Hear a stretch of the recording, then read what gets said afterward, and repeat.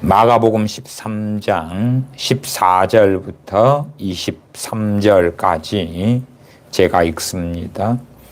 멸망의 가증한 것이 서지 못할 곳에 선 것을 보거든 읽는 자는 깨달을진저 그때에 유대에 있는 자들은 산으로 도망할지어다. 지붕 위에 있는 자는 내려가지도 말고 집에 있는 무엇을 가지러 들어가지도 말며 밭에 있는 자는 겉옷을 가지러 뒤로 돌이키지 말지어다. 그날에는 아이벤 자들과 젖 먹이는 자들에게 화가 있으리로다. 이 일이 겨울에 나지 않도록 기도하라.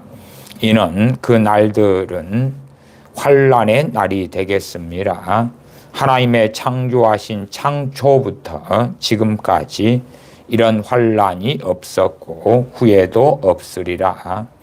만일 주께서 그 날들을 감하지 아니하셨다면 모든 육체가 구원을 얻지 못할 것이오늘 자기의 택하신 백성을 위하여 그 날들을 감하셨느니라. 그때에 사람이 너희에게 말하되 보라 그리스도가 여기 있다 보라 저기 있다 하여도 믿지 말라.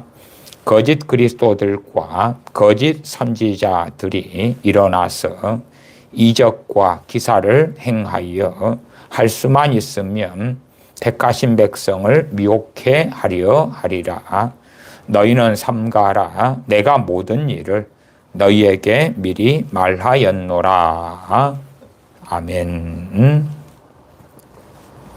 종말에 일어날 일 또한 주님께서 말씀하시는 기점으로 앞으로 되어질 일 요한계시록도 그렇게 계시록 1장에 장차 될 일을 보이셨다라고 말씀하시는 것이지요.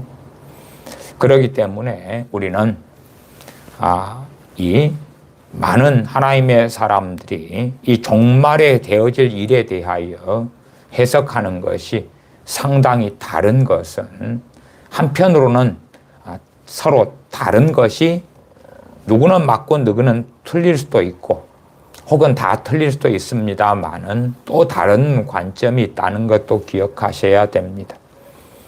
항상 우리는 현재 기점으로 생각합니다. 주님께서 1000년 전에는 재림하실 수 없으셨느냐 할 때에 저는 그전부터도 계속 말씀드렸습니다. 재림하실 수 있었다. 그러나 베드로후서 3장의 말씀처럼 주님의 재림은 지연되고 있는 중이다. 그래서 1000년 전에 이 말세 종말에 일어날 일들 주님의 애언의 말씀을 해석하는 사람은 1000년 전의 상황과 역사적인 사실들을 바탕으로 이해하고 해석하겠지요. 물론 저희는 지금을 살기 때문에 이제 1000년 전이 아니라 혹은 1500년 전이나 1800년 전이 아니라 우리는 지금 시대를 살면서 지금 기점으로 말씀을 이해하고 해석하는 것은 당연합니다. 주님께서 그 어느 때에 재림하셨다 할지라도 주님의 말씀은 1.1획도 변함없이 다 이루셨을 거라는 것은 우리가 명확히 인정할 수 있고 시인할 수 있습니다.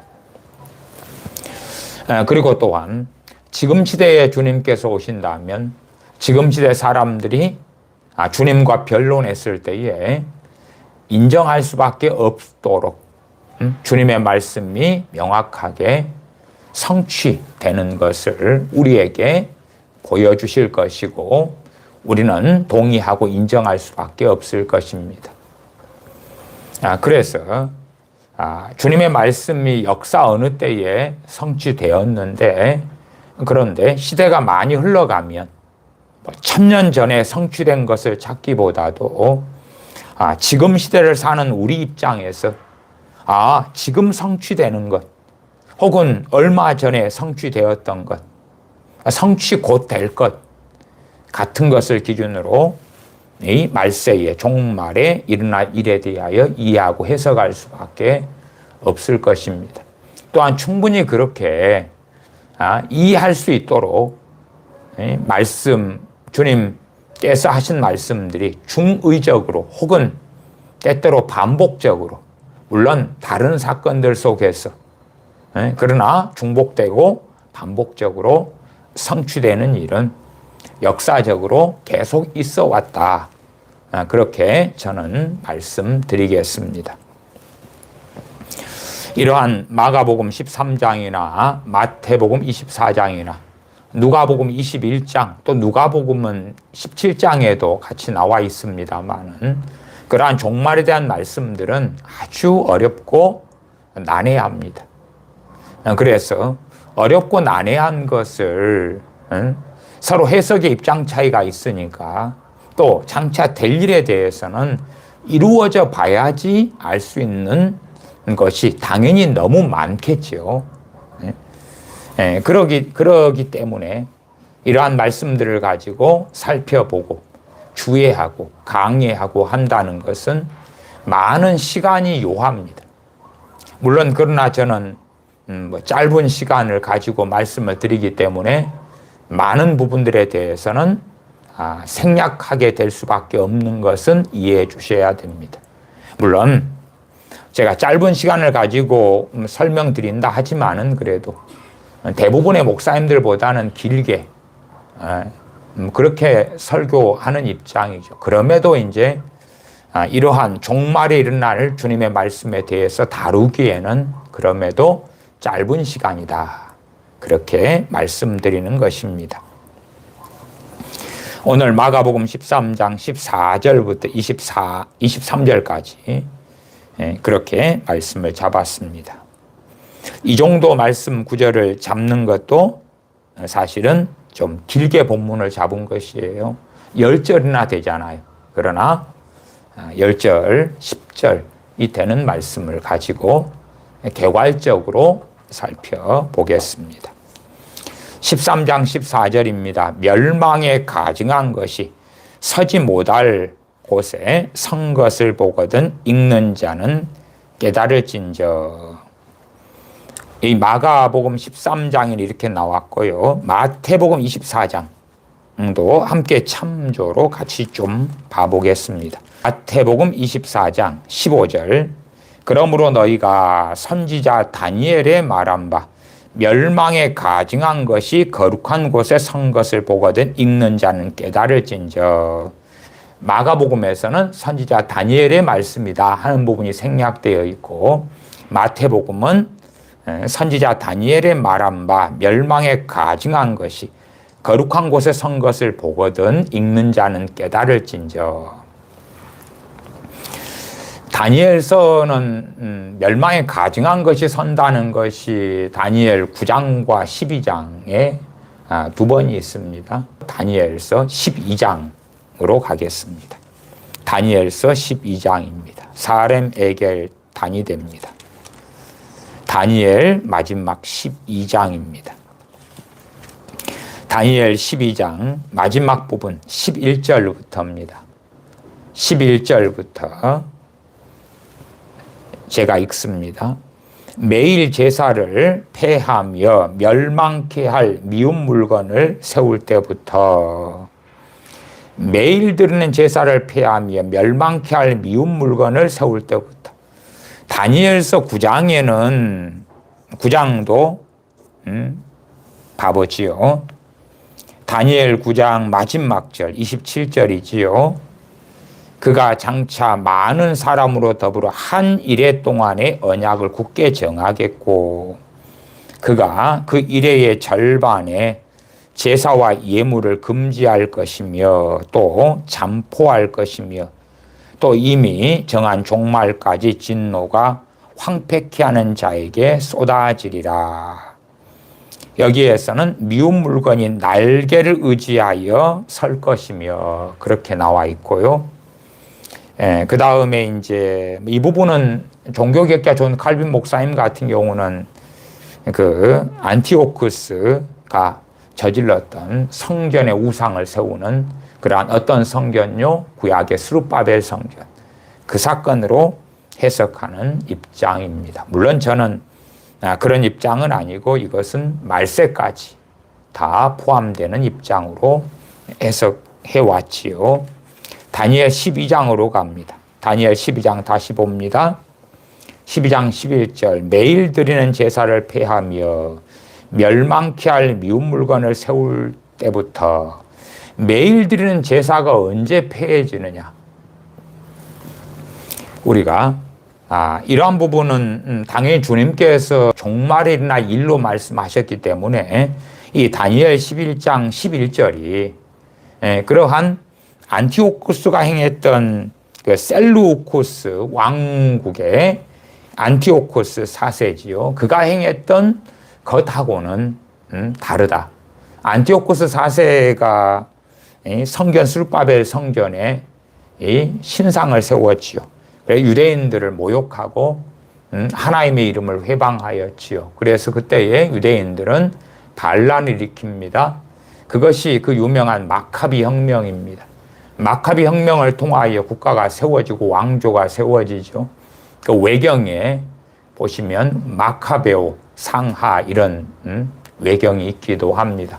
물론 자중질환으로 이제 그들의 이 왕조가 무너져 버리고 말죠. 그리고 로마 제국이 자신들이 이제 임명한 로마 제국의 동의를 입어서 유대인의 왕으로 헤롯 왕이 일어나지요. 헤롯 대왕이라 하는 사람입니다. 그 헤롯 대왕이라는 사람은 에돔족 출신이에요. 우리가 아시다시피 에서와 야곱할 때의 그 에서의 후손을 에돔족이라 그럽니다. 그렇기 때문에 헤롯 대왕이 자신의 그 에돔 출신 때문에 유대인들의 왕으로 있는데 그 부분에 입지가 약하기 때문에 스룹바벨 성전을 증축을 합니다. 그래서 우리는 스룹바벨 성전을 이성전 그러지만 헤롯 성전도 이성전이라 그러는 거예요. 왜? 증축되었지. 그것이 스룹바벨 성전이 다 무너지고 해파된 다음에 새로 지어진 게 아니기 때문에 그렇습니다. 주님 때에 그 성전을 가리켜서 46년 동안 지어진 성전이라 그랬죠. 그렇게 일찍 헤롯 대왕은 성전 증축을 시작합니다. 물론 그가 죽을 다음에도 죽을 때까지도 성전 증축에 마무리를 보지 못하였고 언제나 증축이 다 완료되냐 그러면 AD 63년에 증축이 완료가 되죠. 그리고 기껏해야 몇 년밖에 못 갑니까? 그 이후에 7년밖에 못 갑니다. 46년째 짓고 있는 중이었는데 증축하는 거예요. 제2성전이라 그래요. 그리고 63년에 완공되었는데 증축이 완료되었는데 7년 만에 로마의 티투스 장군에 의해서 아주 멸망되고 주님 애언하신 대로 그 성전의 건물들은 돌 위에 돌 하나도 남지 않고 다 무너뜨리게 됩니다. 예루살렘에 가시면 통곡의 벽이 있어요. 통곡의 벽 같은 경우는 서쪽 벽이 일부가 남아있는 거예요. 그건 성전 건물이 남아있는 게 아니고 성전을 둘러싼 벽이에요. 벽의 일부를 그 티투스 장군이 남겨둔 거예요. 왜냐하면 무엇을 위해서요? 성전의 그 무수한 건물들이 해파된 것을 기념하고 흔적으로 성전을 둘러싸고 있는 그 어마어마한 성전. 말하자면은 거의 한 80년 정도 걸렸을까요? 제 알기로는 BC 한 16년 전부터 증축이 시작됐을 거예요. 그래서 63년까지니까 최소가 70, 80년이 넘겠지요. 어마어마한 헤롯 성전이 63년에 다 지어지고, 그러니 그 건물들이 얼마나 놀라웠겠어요. 성전의 마지막 흔적으로 서쪽 벽, 건물이 아니라 그것이 조금 남아서 유대인들은 그 통곡의 벽에서 기도하고, 물론 성지순례 가는 어떤 목사님들, 개신교인들도 마치 그것이 대단한 뭔가가 되는 양 그 앞에 가서 기도하는 기도 모임을 가지는 뭐 그런 기괴한 일을 보지요. 그러면 우리가 좀 더 성경적으로 복음적으로 이해하십시다. 이 다니엘서 12장 11절을 매일 드리는 제사를 폐하며, 실상은 폐하시는 분이 누구시겠습니까? 하나님이요. 로마의 티토 장군이 이 헤롯 성전, 예루살렘 성전을 무너뜨려 버리니까, 해파시켜 버리니까 매일 드리는 제사를 지낼 수 있습니까? 없습니까? 없지요. 주님께서 부활 승천하시고 마가의 다락방에 120문도가 모여서 기도하고 오순절 성령의 강림이 일어납니다. 그 다음에 사도 바울이 3차 전도여행을 마치고 예루살렘에 왔을 때에 야고보 감독과 장로님들은 믿는 자 수만 명이 있다고 이야기하죠. 그러나 그들은 율법에 열심히 있는 사람들이라고 이야기합니다. 그때가 주로 한 AD 57년 이럴 정도로 봅니다. 예루살렘의 멸망, 유대의 멸망은 기껏해야 57년이다 하면 13년밖에 안 남았습니다. 그러나 율법에 열심히 있는 예루살렘 교인들은 상당한 경우 여전히 제사를 지냅니다. 그리고 제사에 매몰되죠. 신앙이 변질되는 거예요. 그러니까 하나님 입장에서는 그 성전을 없애버려야지. 그렇지 않으면 예를 들어 이방인 교인들이라도 교통이 더 발달하면 다시 어디에 옵니까? 예루살렘 성전에 오겠죠.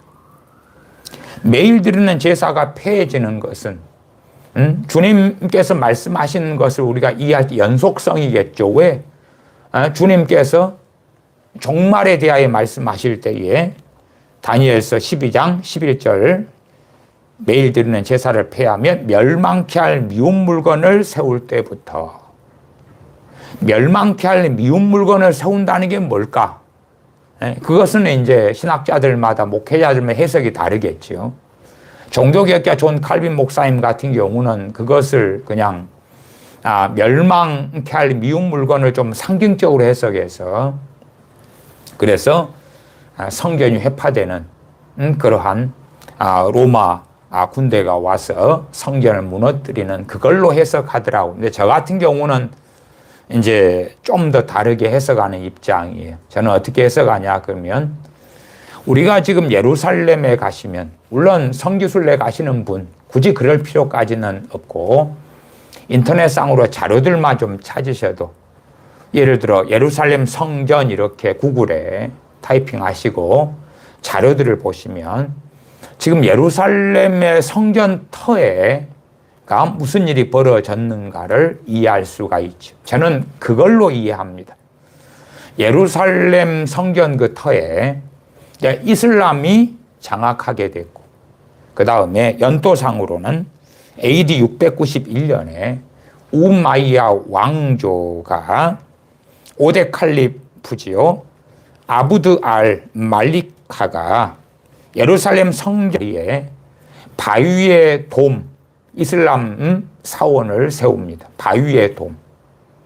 황금으로 된 이런 굉장히 그 예루살렘 사진이 찍힐 때에 멋진 황금 돔이 있어요. 그게 바위의 돔이거든. 이슬람 사원이 그걸 짓습니다. 예루살렘 사진, 예루살렘의 그 웅장한 사진을 보면 가장 번쩍번쩍 빛나는 황금으로 된 것처럼 빛나는 것이 그 이슬람 사원인 바위의 돔입니다. 그 다음에 이제 한 14년 뒤에요. 6대 칼리프입니다. 6대 칼리프 왈리드 1세가 또 이슬람 사원을 하나 더 세웁니다. 그 이름이 알 아크사 모스크입니다. 이슬람 사원이 2개가 세워져요. 2개가. 저는 그것으로 이해하는 입장이에요. 그래서 그 모스크 2개가 세워지는 거지. 하나는 AD 691년이고 또 하나는 AD 705년입니다. 지금 유대인들, 이스라엘 사람들은 1948년에 국가가 세워진 다음에 제3성전을 세우려고 준비하고 있죠. 문제는 제3전을 세우려면 당위성상 이 바위의 돔 사원을 무너뜨려야 되고, 그 다음에 알 아크사 모스크 이슬람 사원 2개를 무너뜨려야 되는 거예요. 그러면은 이슬람과 종교 전쟁이 벌어지죠. 제3성전을 지을 자재나 혹은 제사장들, 의복, 그러한 것들은 준비가 완료되었는데, 돈도 준비가 됐는데, 그런데 그 자리에 바위의 돔, 이슬람 사원이 있고 알아크사 모스크가 있다, 그 말이. 그러니까 제3성전을 짓지 못하고 있는 것이죠. 뭐 언젠가는 이슬람과의 전쟁도 불사하고 지을 수도 있다, 이렇게 봅니다. 그러니까 어떤 경우에는 이러한 이 다니엘 12장 주님께서 인용하시고 말씀하신 멸망케 할 미운 물건을 세울 때부터 이러한 것을 어떻게도 이해하는 경우도 있냐 그러면, 아직 세워지지 않았습니다마는 제3성전을 짓고 그 다음에 거기에 적그리스도가 마치 안티오쿠스 4세처럼 우상을 세우는, 짐승의 우상을 세우는, 첫째 짐승이죠. 둘째 짐승이 세운다 그랬죠. 666 표를 주고 그런다 그랬잖아요, 계시록에. 그렇게 이해하는 관점도 있습니다. 물론 저도 그런 가능성도 있고 개연성도 충분하다, 그렇게는 말씀드려요. 그래서 해석의 각자의 좀 입장과 차이가 있는 거죠. 물론 저는 어떨 때는 그런 관점으로 설명하고 다루기도 합니다. 오늘은 좀 그런 관점, 다른 관점에서 봐보십시다. 약간 어려운 이야기입니다. 그러나 최소한은 참조만 하시고 극단적 신비주의에는 빠지지 않으셨으면 좋겠습니다. 역사적으로 주님께서 언제 오실런지는 아들도 모르고 천사들도 모르고 아버지만 아신다고 말씀하셨어요. 그 다음에 항상 기억하셔야 될 것은 지연되고 있다. 정해진 때가 있으면 플러스 알파. 물론 지난 시간에도 땅끝 또한 모든 민족, 열방, 세상 끝까지 복음이 증거되는 것에 대하여 이미 로마서 등 또한 사도행전 등을 통해 볼 때에 성취되었다. 주님의 재림의 조건들은 성취되었다. 그럼에도 둔한 우리들에게 주님의 재림이 지연되고 지연되었을 때 우리가 확인할 수 있도록 다시금 역사적인 사건들이 중복적으로 그렇게 충분히 일어날 것이다 하는 것은 서두에 말씀을 드렸고, 저는 그렇게 이해하고 믿는다, 그렇게는 말씀을 드렸습니다. 그러면은 멸망케 할 미운 물건을 세울 때부터, 그러면 저는 이제 그 부분을 어떤 관점으로 볼 수 있다 그랬습니까? 그 예루살렘 성전이 AD 70년에 멸망되고, 그건 매일 제사가 폐해지는 거죠. 그 다음에 거기에 멸망케 할 미운 물건이 세워진다는 것을 이슬람 사원으로 한다면, 거기에서 알라 신을 섬기고, 이슬람 사원으로 한다면 바위의 돔 사원은 691년이고, 그 다음에 알아크사 모스크 성전 뜰에 지어진 이슬람 사원은 705년이니까 거기에서 날수를 봐보십시다. 다니엘 12장 11절. 멸망케 할 미운 물건을 세울 때부터 1290일을 지낼 것이다. 1290일. 1290일을 보통 유대인의 그 날짜로 연수로 한다면 1년을 360일로 봅니다.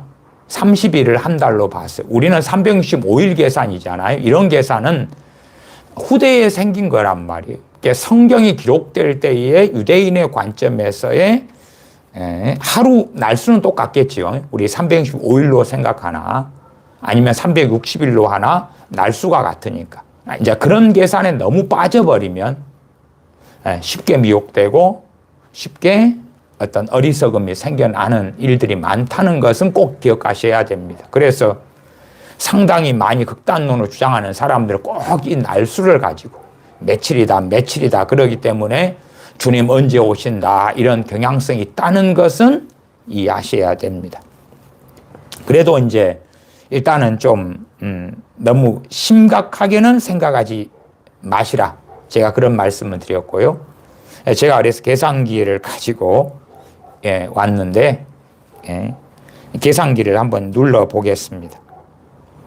그러면 일단은 바위에 돔사원이 생겼을 때가 691년이니까 691년 더하기 그렇게 해볼게요. 일단은 691년 플러스 그 다음에 1290일을 지낼 것이다. 1290일.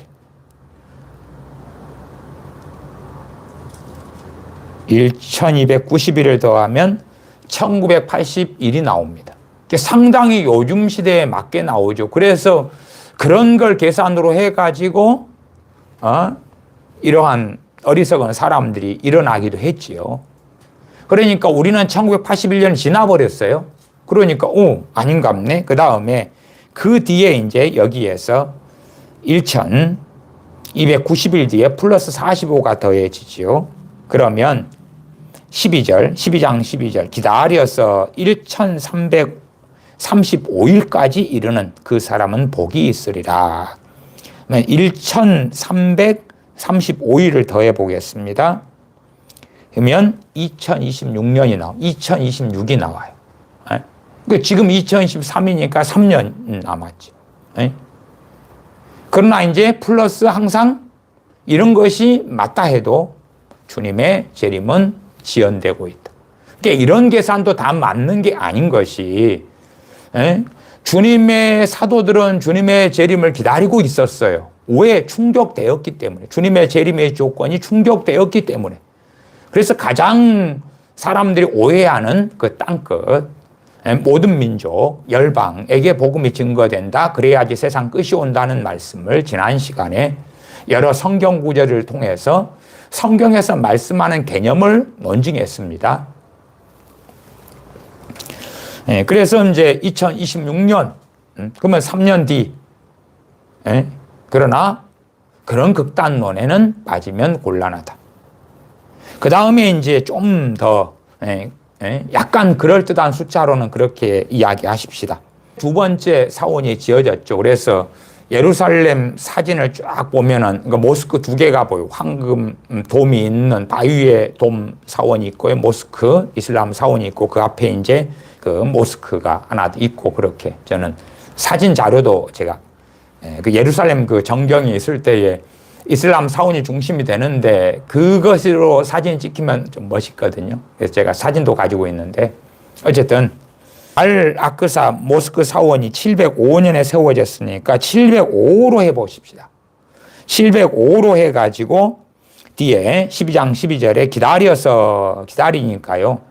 그때 이후로 이제 1290일 이게 3년 반이고요. 여기에 이제 30일 플러스 3년 반에 1개월이 플러스 된 것입니다. 3년 반이 되려면 이 1260일이 되면 3년 반이에요. 30일씩.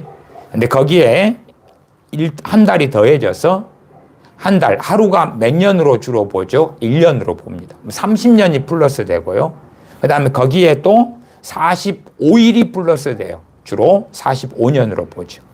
그렇게 해서 705년 플러스 12장 12절에 1335일, 1335일을 플러스하면 2040이 나옵니다.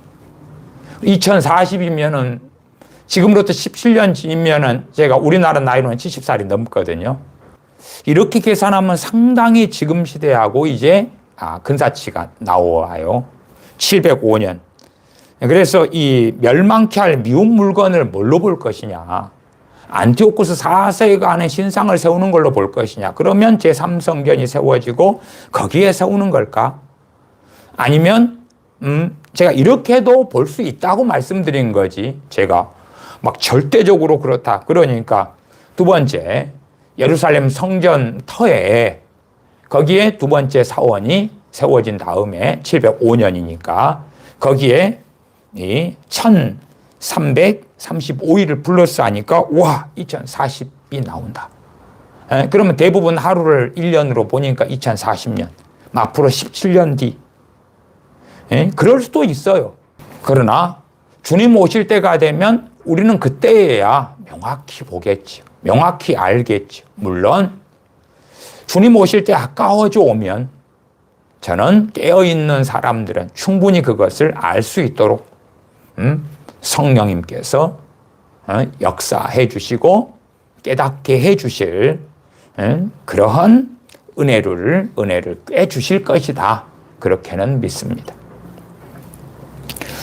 다시 다니엘 12장 12절 기다려서 1335일까지 이르는 그 사람은 복이 있으리라.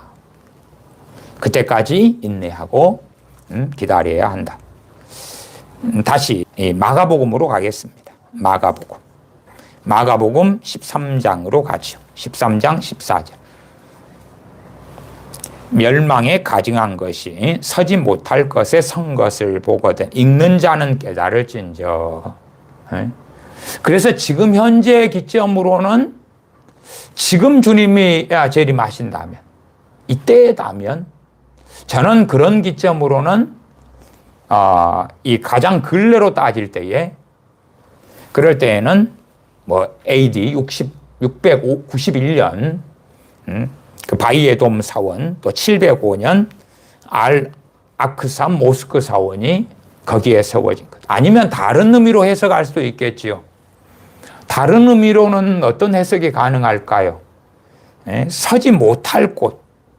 기본적으로 구약에서부터 서지 못할 곳을 가리키는 것은 성전이었습니다.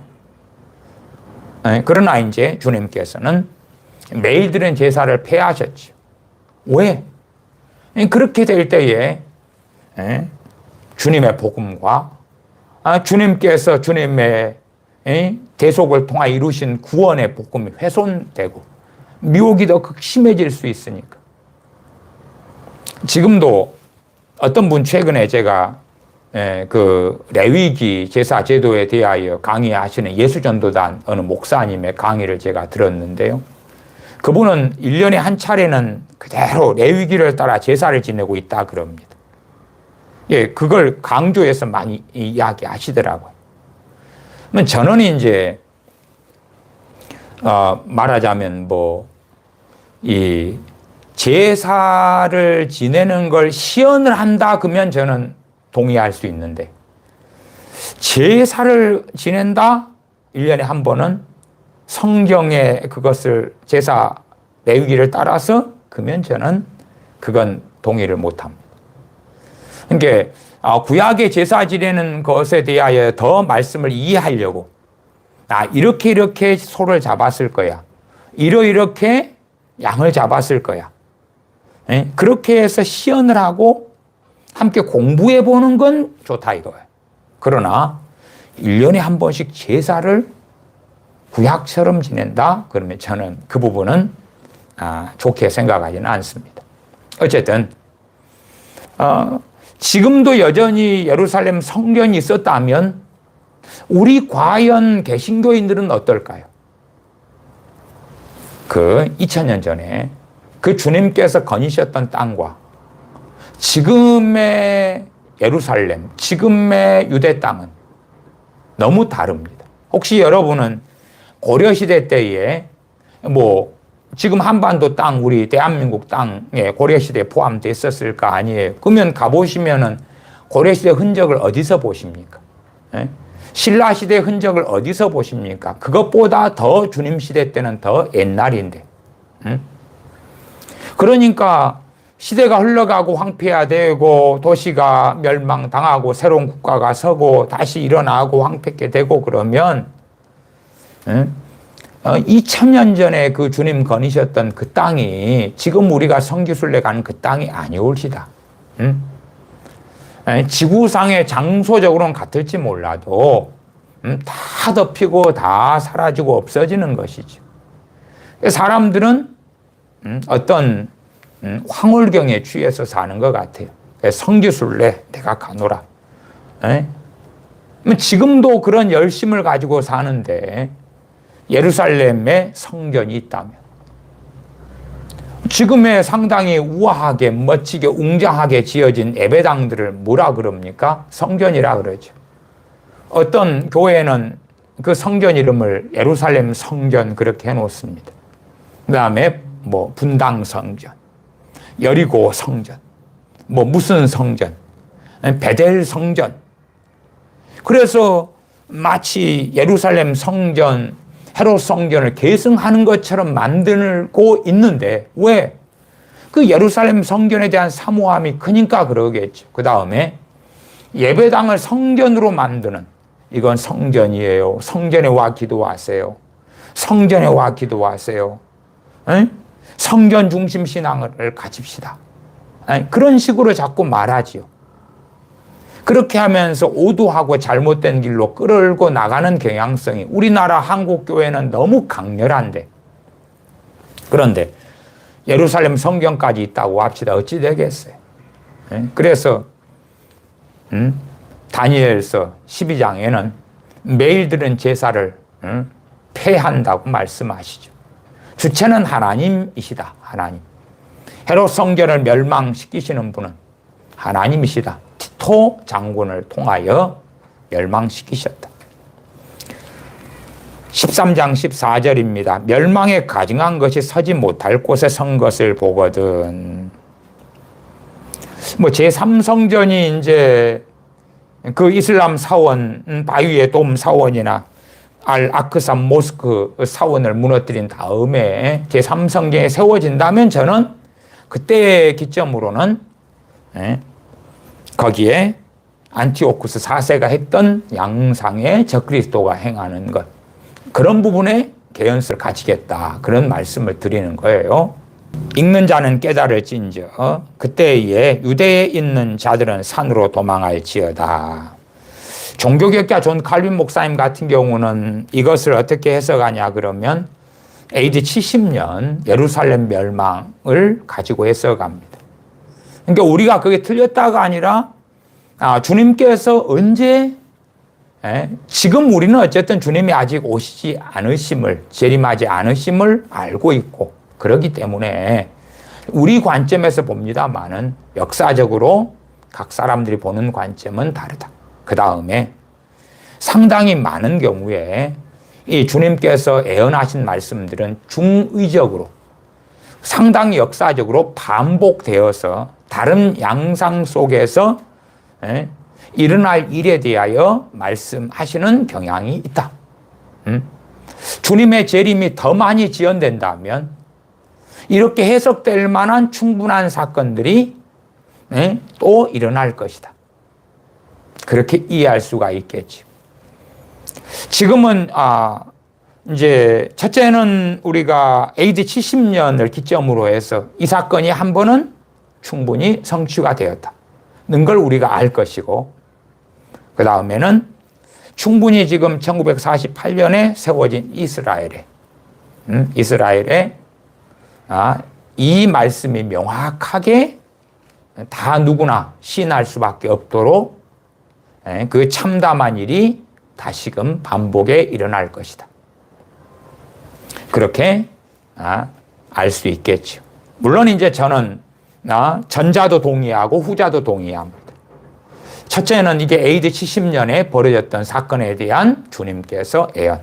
주님께서 당시 예언하실 때가 약 주로 AD 29년 정도로 보거든요.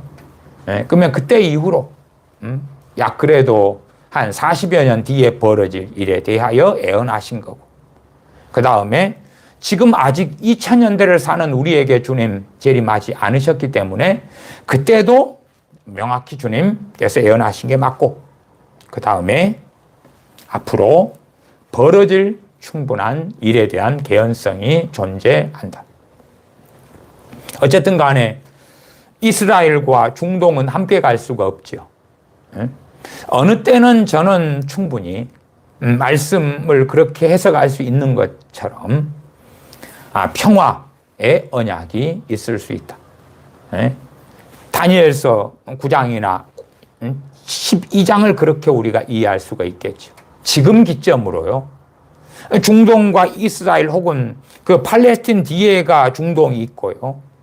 그렇게 우당탕탕탕 하는 그러한 여러 일들이 어느 때 더 심각한 상황도 갔다가 그러다가 평화로운 평화협정을 맺는 어느 때를 보낼 수도 있을 것이다.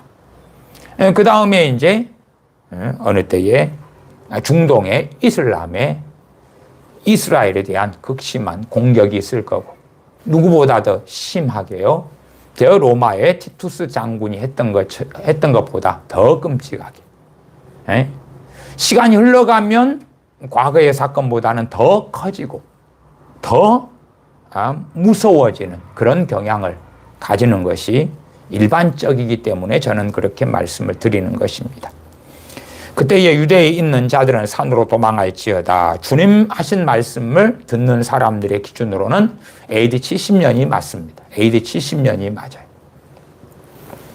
산으로 도망할지어다. 우리 입장에서는 AD 70년만 바라보고 있기에는 너무 거리가 멀잖아요. 너무 멀잖아요. 거의 2000년 전의 역사적 사건이기 때문에. 그래서 주님께서 지금 오신다면, 그렇다면 AD 70년이 맞고요.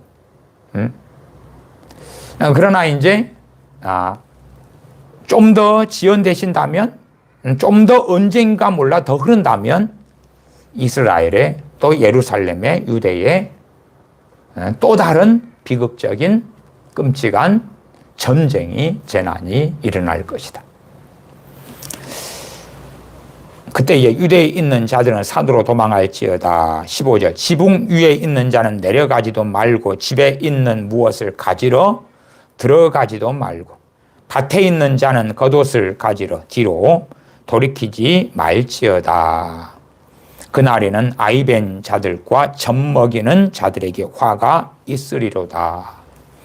예루살렘이 멸망하기 전에도 정말 시간이 없었지요. 도망가기 위하여 시간이 없었기 때문에, 급박했기 때문에 유대에 있는 자들은 산으로 도망하라. 그러나 당시 AD 70년에는요, 어디로 도망했냐 그러면 예루살렘 성으로 대부분 도망했습니다. 산으로 가지 않았어요. 예루살렘 성으로 들어갔어요. 그래서 더 끔찍한 비극이 일어났습니다. 유대에 있는 자들은 산으로 도망하라. 이것을 이제 뭐 상징적으로도 어떻게 해석할 수 있겠죠. 그러나 저는 그까지는 가기를 원치 않고요.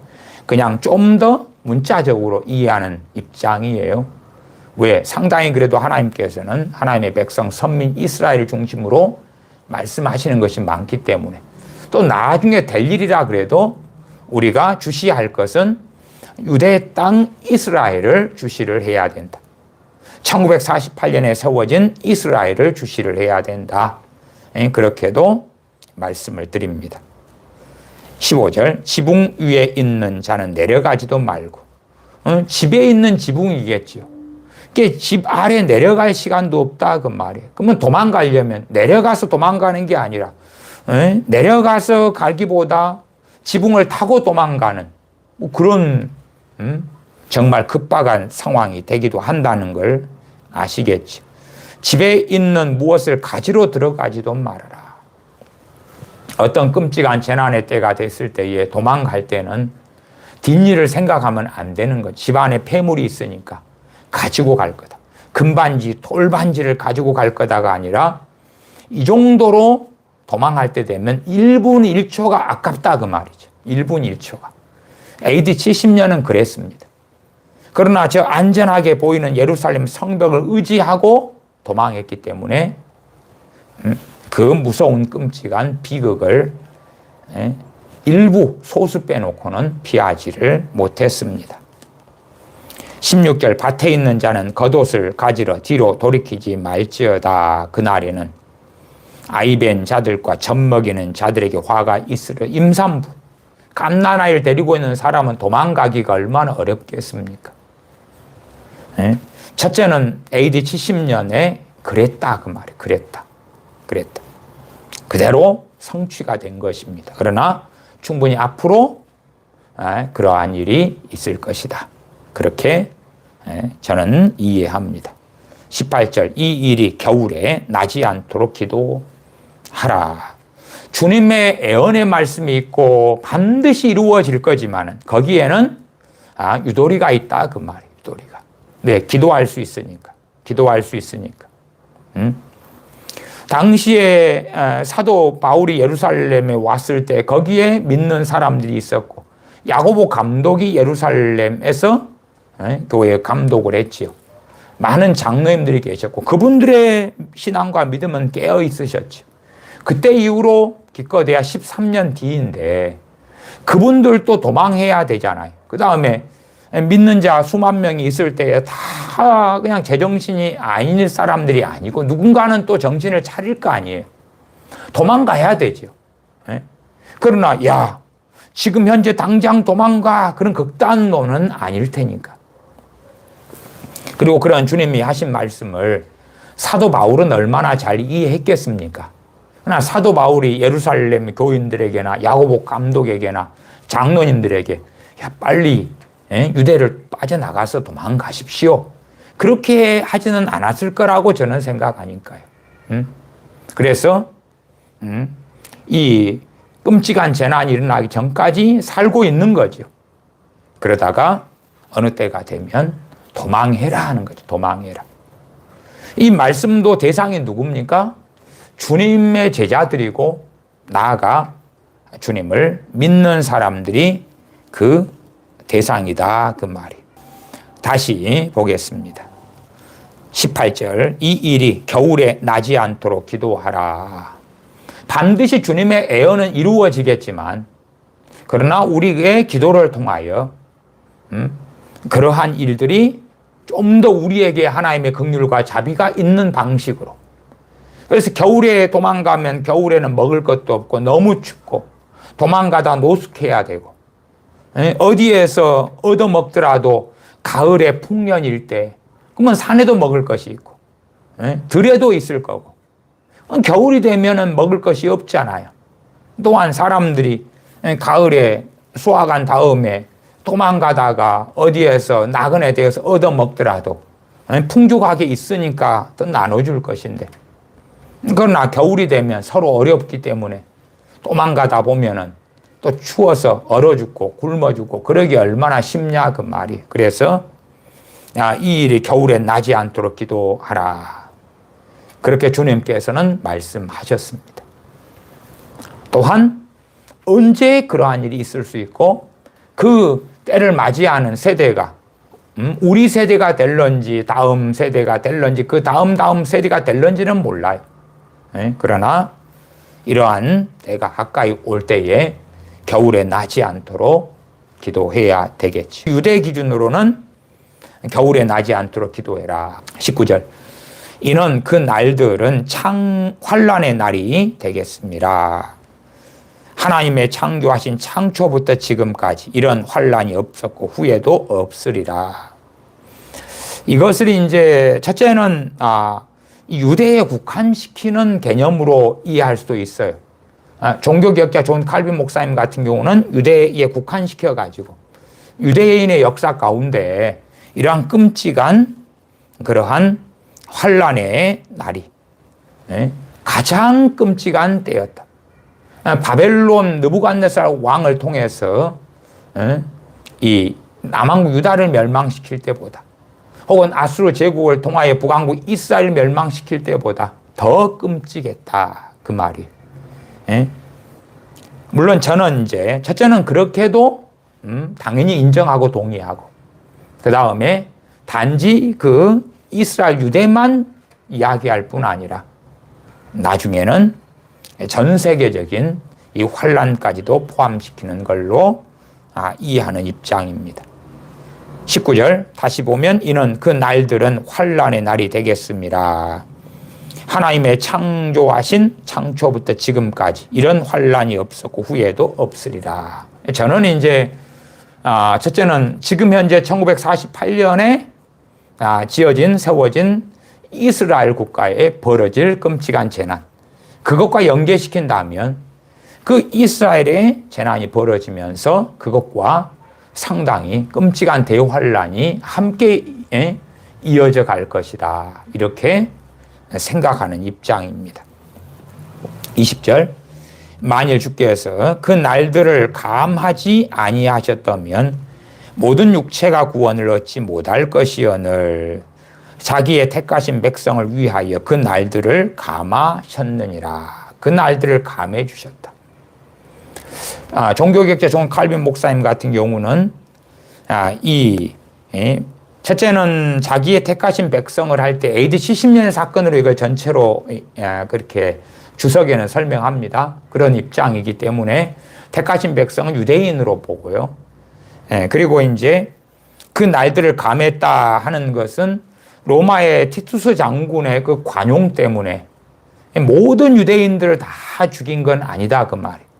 당시에 예루살렘을 공격했던 여러 이렇게 그런 군인들이나 이런 세력들 이런 자들은 더 악랄하게 이렇게 끝까지 아예 그냥 유대인들을 다 죽이기를 원했는데 그러나 티투스 장군이 그루터기가 남은 자가 남도록 했던 그러한 일들이 있습니다. 그래서 그런 걸로 보는 입장도 있어요. 그러나 어쨌든 그런 것하고 이 말씀이 상당히 맞아떨어지기 때문에 그렇게도 해석하고 이해하지요. 그러나 저는 지금 시대를 살아가기 때문에 앞으로 벌어질 어떤 대환란에 있어서 그 날수를 하나님께서 감해 주시는 부분이고 거기에 자기의 택하신 백성을 위하여 그 날들을 감하셨느니라 할 때에 그 택하신 백성을 물론 유대인으로서 주님 믿는 사람도 포함되겠죠. 그러나 저는 택하신 백성 할 때에 그것은 우리 믿는 사람들이 이야기하는 것이다.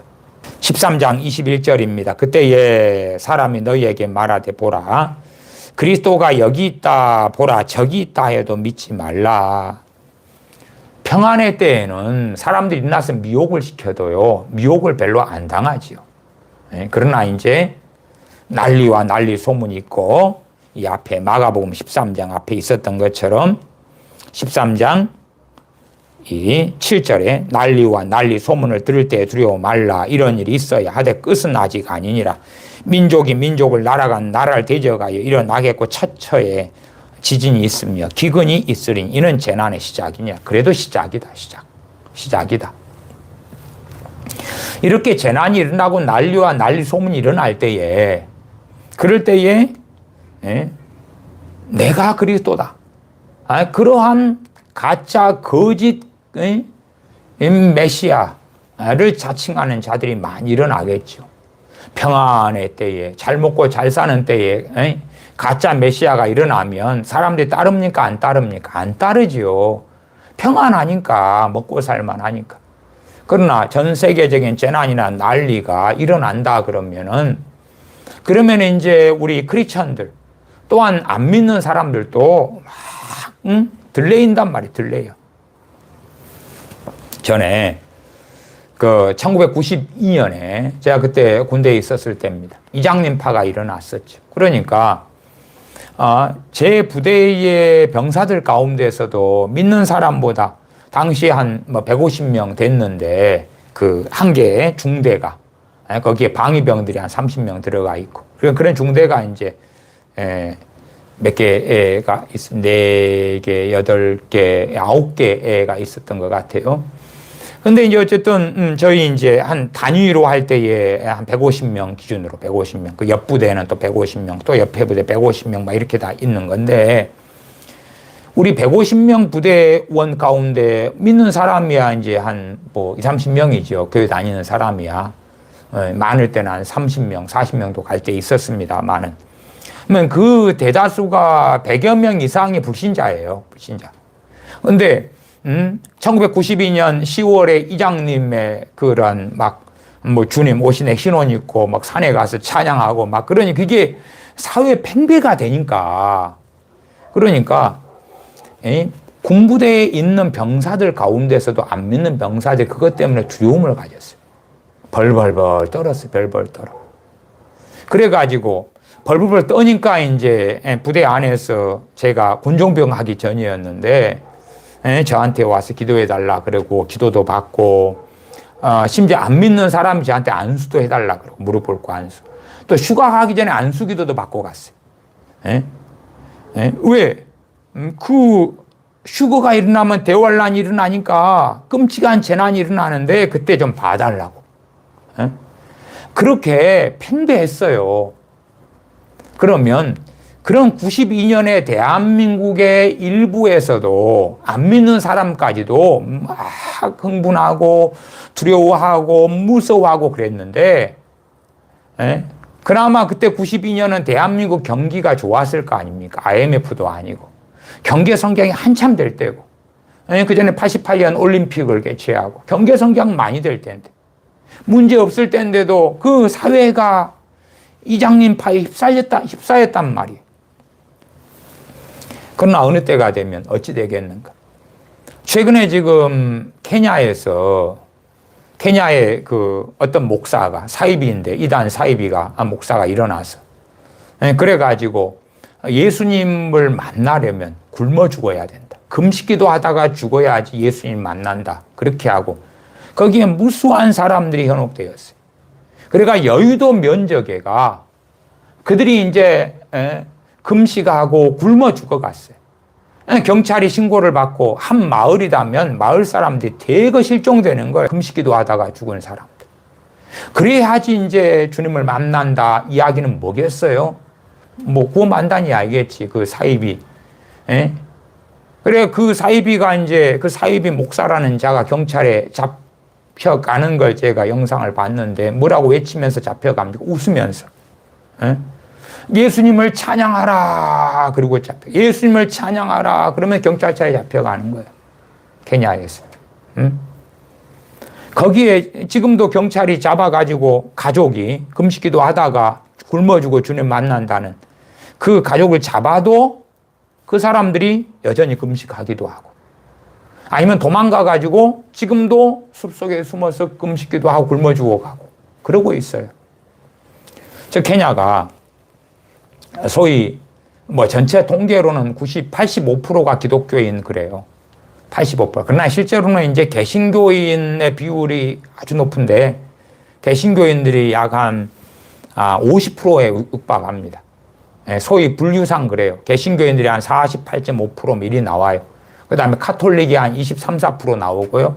정교회가 이제 한 1, 2% 나오고 뭐 그렇게 이제 하면서 기타 기독교 어쩌고 저쩌고 하는데 개신교가 비율이 많이 나오잖아요.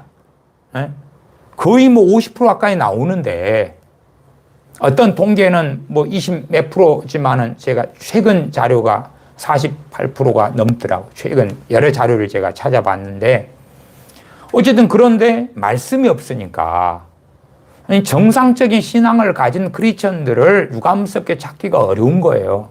개신교인들은 대한민국 사람들의 몇 배가 됐는데 요즘에 17% 잡으면은 3배면은 37에 20에 3배 거의 3배 가까이 나오네.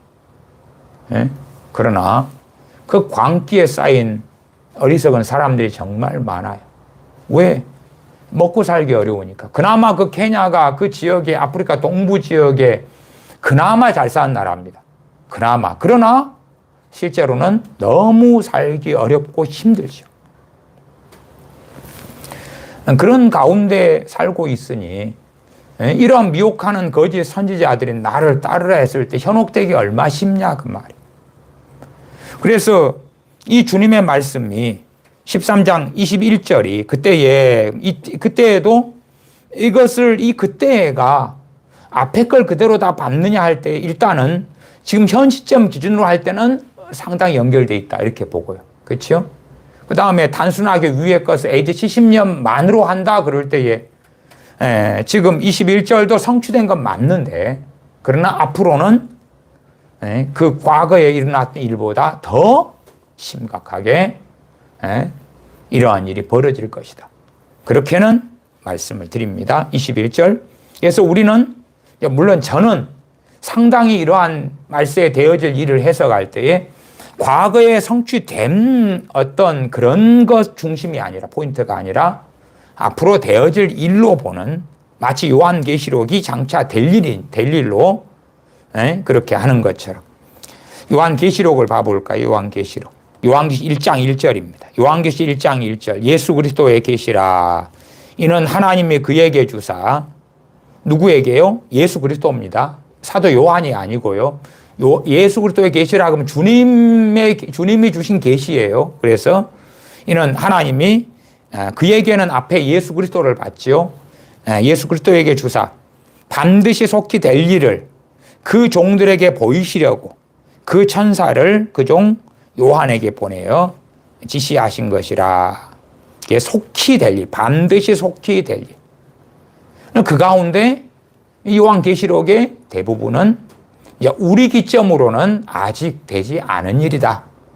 그렇기 때문에 앞으로 되지 않은 일에 대하여 이것은 이것일 거다, 저건 저것일 거다 한다 해도 그것이 어떻게 정확히 맞겠느냐 그 말이죠. 그냥 다 된 일이다면, 되어진 일이다면 그건 우리가 보면 이렇게 됐구나 하고 상당히 맞겠지만, 우리가 요한계시록을 볼 때 여전히 대부분은 장차 될 일이고, 심지어 우리가 소아시아 7교회에 대한 말씀들도 어떨 때는 지금 시대 또한 과거 교회 시대, 중세 교회 시대에 대한 마치 그런 내용인 것처럼 상당히 보이는 그러한 말씀들이 있죠. 그래서 세대주의 신학을 가진 사람들은 7교회를 7교회 시대 이렇게도 보지요. 때로는 상당히 개연성이 있기 때문에 그렇게도 본다 그 말이에요. 예를 들어 사대교회다 그러면 중세교회 시대구나. 신혼집은 몇 사람 빼놓고는 다 죽어버렸구나. 저 로마 가톨릭이 정교회가. 그러면 상당히 개연성이 있다 그 말이에요. 라오디아 교회 시대가 마지막이잖아요. 7번째잖아요. 그러면은 지금의 사람들이 라오디아 교회처럼 전반적으로 그렇다. 그런 것을 보죠. 그러나 그럼에도 불구하고 저는 한편으로는 그런 개연성이 있어 그러지만은 또 다른 편으로는 저 핍박받는, 말하자면은 중동에 있는 지하교회 교인들 입장이라면 라우디아 교인이겠어요? 아니겠지. 서머나교회, 빌라델피아 교인일 수도 있고, 어느 교회는 에베소 교회에 속한 처음 사랑을 버려버린 그러한 크리스천일 수도 있고, 그래서 7교회의 교인들의 영적인 상태가 심지어 한 개인에게서도 발견될 수가 있고, 거기에 5교회의 상태, 아니면 어떤 사람들은 깨어있는 상태, 빌라델피아 교회의 서머나교회 교인 같은 사람, 흰옷 입은 사대교회 교인 같은 사람도 있을 수 있겠고, 이런 것이 혼재되어 있는 경우도 아주 많다. 그렇게도 말씀드리기 때문에 세대교회 신학은 주로 그 7교회를 기준으로 나누는데 저는 그런 부분에는 동의하지 않는다. 그런 말씀은 예전부터 드려왔습니다. 반드시 속히 될 일이기 때문에 해석하는 것이 난점이 있다. 그 다음에 이것이 절대적으로 맞다 그럴 때에 그런 사람들을 경계하고 조심해야 된다. 그런 말씀은 누누이 드려왔습니다. 다시 마가복음 13장으로 갑니다. 마가복음 13장 21절, 그때에 사람이 너희에게 말하되 보라 그리스도가 여기 있다 저기 있다 해도 믿지 말라. 이럴 때 사람들이 미혹할 때 미혹이 잘 빠질 수 있는 그런 때겠지. 최소한은 난리와 난리 소문, 그때가 상당히 포함될 것이다. 그런 말씀을 드렸고요. 22절, 거짓 그리스도들과 거짓 선지자들이 일어나서, 저 케냐에 거기에는 어떤 거짓 선지자지요. 거짓 선지자. 정광훈 씨 같은 사람도 거짓 선지자죠. 정광훈 씨도 그 너하라 TV 보면 구독자가 40 몇만 명이잖아요. 그러면 최소한은 정광훈의 견해에 동의하거나 따르는 사람들이 맥시멈으로 그렇게 40 몇만까지도 잡을 수도 있는 거예요. 적극적으로 열성 있게 따르는 사람들은 그보다는 적겠습니다만은 그래도 최소 몇만 명 이상은 되겠죠. 저런 소위 신천지 이만희 같은 사람도 신천지에서 뭘 봐요? 성경을 봅니까? 코란을 봅니까? 불경을 봅니까? 성경을 가지고 하잖아요. 그러니까 걔네들이 포교 활동에 주로 써왔던 것은 과거에 6개월 무료 성경학교잖아요. 성경학교지 코란학교, 아니 불경학교, 도경학교가 아니잖아요. 성경학교지. 그러니까 성경을 공부하려고 6개월 무료 성경학교에 다니다가 미혹되고 빠지고 그래 왔던 것이지요. 거짓 그리스도들과 거짓 선지자들이 일어나서 이적과 기사를 행하여 할 수만 있으면 택하신 백성을 미혹해 하려 하리라. 점점점 거짓 그리스도들이 많아지고 점점점 거짓 선지자들이 많아지죠. 좀 어려운 이야기로 하면요. 그 AD 300년, 400년, 500년, 말하자면 우리가 보통 이해하는 중세 암흑기 1000년 그 훨씬 전에, 그런 때라도 상당히 많은 목회자들이 말씀을 버려버렸어요. 상당히 많은 자들이 버려버렸어요. 말씀을 버려버렸어요. 심지어 순교자의 때에도 말씀을 제대로 이해하지 못하고 잘못된 사람들이 참 많았습니다. 그러니까 단지 갑자기 급작스럽게 로마 가톨릭의 시대, 중세 시대가 왔다 이렇게 이해하시면 안 돼요. 점점 어리석어졌는데 그 핵심은 이단 사이비가 아니었습니다. 다시 말씀드릴게요. 이단 사이비는 항상 역사적으로 소수였고 당시에 상당히 정통이었어요. 정통. 그러니까 정통 전체가 변질돼 버린 거예요. 정통 전체가 변질돼 버린 거예요. 반대로 하면 소수가 진실한 신앙을 가지고 남게 된 거죠. 그냥 전체가 어그러져 버린 거예요. 전체가 어그러져 버린 거예요.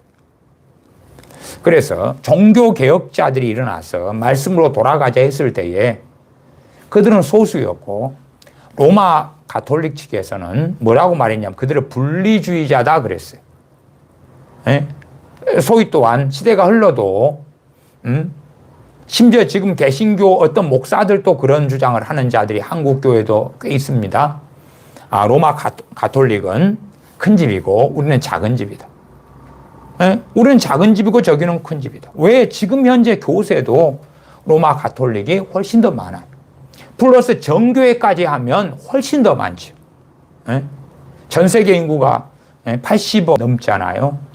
거기에서 로마 가톨릭은 훨씬 더 많아요. 최소한 한 14억 명 이상이 되겠죠. 우리 개신교인들이 이제 뭐 10억 이렇게 플러스 마이너스 통계마다 뭐 별로 정확한 답은 없으니까요. 그래서 토탈에서 보통 종교를 조사할 때는 가톨릭 또 개신교 그다음에 정교회 이단 사이비 기독교계의 이단 사이비 다 포함시켜 가지고 기독교라 그러죠. 그래서 그러니까 이슬람보다 더 많다 그렇게 나오지만은 실상을 들여다보면은 다르죠. 이 점점점 우리 대한민국 개신교 안에서도 NCCK 세력이 반을 차지하지 않습니까? 조금 지나면 반을 넘어갈 거예요. 그들은 로마 가톨릭과 하나 되자. 로마 가톨릭이 큰 집이니까. 분리되었는데 다시금 돌아가자. 하나 되자. 그렇게 지금 하고 있지요. 장로교 중에 가장 큰 교단 두 개가 합동과 통합인데 통합은 진즉 그 WCC에 속했고 가톨릭과 하나 되는 그 길을 가고 있고 감리교 얼마나 큽니까? 그 다음에 이제 그 외에 참여하는 여러 교단들이 있죠. 기독교 방송으로는 YMCA도 들어갔으면 기독교 방송으로는 CBS가 그와 함께 하고 있죠. 점점점 그런 세력들은 더 강해져 가고 많아져 가겠죠. 그래서 정통을 가지는데 난 정통이에 정통신학을 했어요. 나는 어느 신학교 나와서 율수의 박사학위를 가지고 있어요.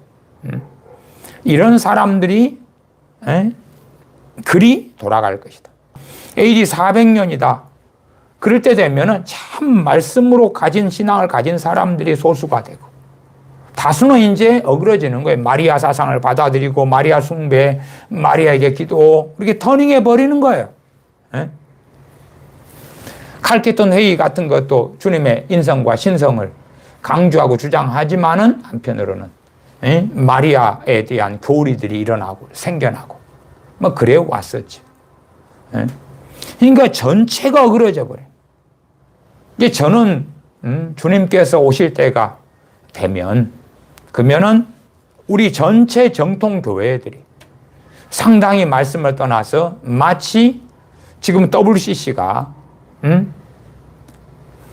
이 로마 카톨릭과 하나 되는 그 길을 걸어가려고 하고 상당히 내부적으로는 동화가 일어난 것처럼 물론 우리 대한민국 교회의 WCC에 참여하는 이 사람들, 목사들 이런 사람들은 아직은 전체 교인들이 찬성하지 않기 때문에 개구리를 삶아서 죽이는 방식으로 접근을 해요. 그래서 목사들이 로만 칼라를 입고 용어를 이제 최대한 일치시키려고 애를 쓰고 앞으로는 이제 어떻게 흘러갈지 모릅니다만은 점점 그렇게 동화되어 가는 것이 되어질 것이다.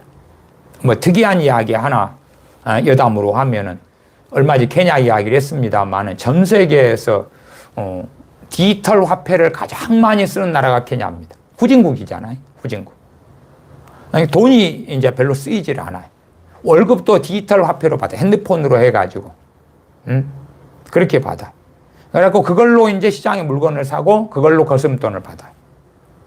케냐 같은 경우는 은행 계좌를 가진 사람은 20%밖에 안 돼요. 그러니까 은행 계좌가 없이 그냥 현금에서 디지털 화폐로 바로 건너뛰어 가버린 거예요.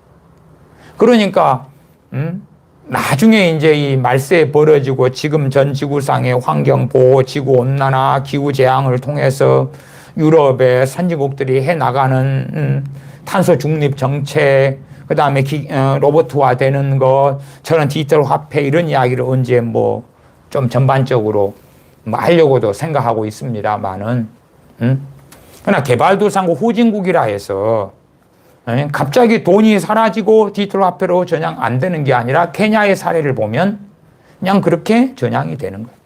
쉽게 전향이 되는 거예요. 지금은 디지털 화폐를 쓰는 사람이 60%에서 80% 쓴다든가 뭐 그럴 거예요. 대부분에 이제 쓰고 있다 그래요. 현찰이나 이런 것 다 많이 사라지고. 그래서 저 선진국만 아니면 중국이 디지털 화폐 만들어 가지고 쓰잖아요. 그러면 앞으로는 저 중국이 브릭스다 그잖아요. 브릭스. 인구 많고 면적이 큰 나라들이 이제 브릭스로 연합돼 있잖아요. 저 브라질도 위안화로 국제 결제를 이제 하기로 했잖아요. 브라질 대통령이 좌파였어요. 브라질, 뭐 중국, 러시아, 인도, 그다음 남아프리카 공화국 이렇게 브릭스인데 거기에 17개국이 지금 가입하려고 지금 줄을 서고 있잖아요. 그러니까 세계가 뭐 요동치죠. 그러면 그런 것도 나중되면은 충분히 뭐 달러 위상이 지금 떨어지고 있는데 얼마 유지될지 몰라요. 위안화가 국제 통화는 저는 되지 않을 걸로 보지만은 어느 때가 되면 뭘로 바뀔 수도 있어요. 뭐 해가지고 디지털 화폐로 디지털 뭔가가 될 수도 있겠지. 다시 근본위가 돼가지고 어찌되고 저찌되고 세상이 어떻게 요동칠지는 모르겠습니다. 그러나 이제 요한계시록에 666표를 안 받는 사람은 거래를 못하게 한다 할 때에 현찰이 사라져야 되잖아요. 그러려면 필연적으로 전 세계가 어느 시대가 돼야 돼요? 디지털 시대가 돼요. 디지털 화폐 시대가 되고 다른 종이돈은 쓰레기가 돼야 될 거 아니에요. 그래야지 그게 가능해지는 시대가 도래해지겠죠. 그런데 제가 케냐를 살펴볼 때는 충분히 케냐 같은 경우는 핸드폰 보급률이 90%가 넘었더라고요. 그 못 사는 나라인데도. 그러니까 다 핸드폰으로 해서 결제를 다 디지털 화폐로 하는 거예요. 다시 마가복음 13장을 봅니다. 13장 22절입니다. 거짓 그리스도들과 거짓 선지자들이 일어나서 이적과 기사를 행하여 할 수만 있으면 택하신 백성을 미혹해 하려 하리라. 너희는 삼가라. 내가 모든 일을 너희에게 미리 말하였노라. 모든 일을 너희에게 미리 말하였다. 모든 일을 미리 너희에게 말하였다. 이렇게 나한테 듣고도 너희 믿는 자들이 미혹에 빠지고 거짓 선지자에 넘어가고 그러면 너희 참 어리석다. 나는 미리 이런 일이 있기 전에 다 가르쳐 주었다. 그렇게 주님께서 말씀하시는 것을 봅니다. 기도하겠습니다.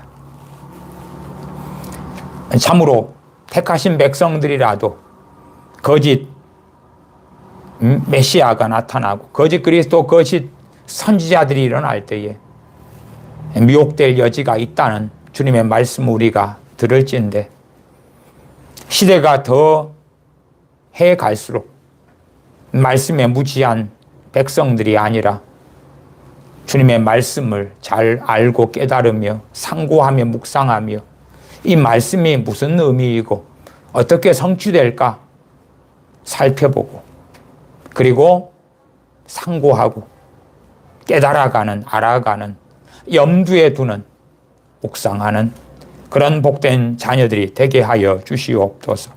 우리 주 예수님의 이름으로 기도하옵나이다. 아멘.